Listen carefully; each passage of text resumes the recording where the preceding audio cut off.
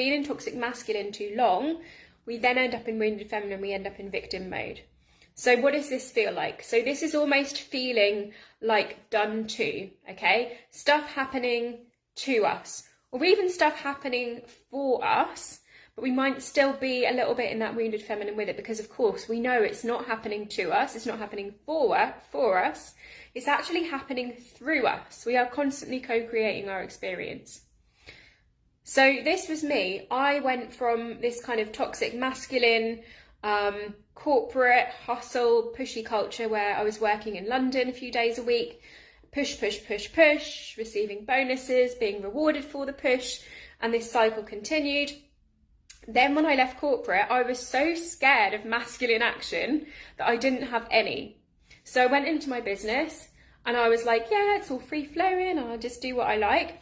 And I ended up with a lack of boundaries, and I ended up having all these energy leaks left, right and centre.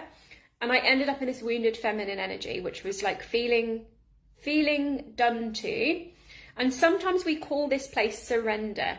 So I see, let me know, pop a 111 in comments if you resonate, of people calling this surrender. Well, it obviously wasn't meant for me because it didn't happen, and why do I keep manifesting and it's not working? Why do I keep doing this thing and it's not working, and I've tried all the things, so it's obviously the universe has other plans for me.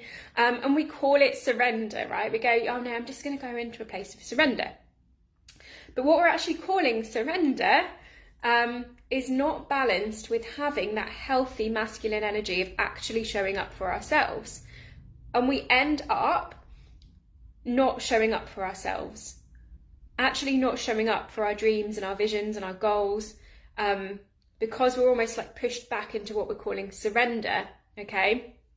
And this I actually also see as a bit of like spiritual gaslighting, where it's like, you will have happened to you what is meant for you, okay? Completely to a point, yes, but that is just 50% of reality, okay? This other 50% we do need to show up for ourselves. So we need to get this balance right between, like, I've got the goal, I'm headed towards the goal, I'm taking the action, and I pull back, I surrender, I rest, and I go into receiving mode, okay? There is a difference, because in wounded feminine, we're pushing away because we're wounded.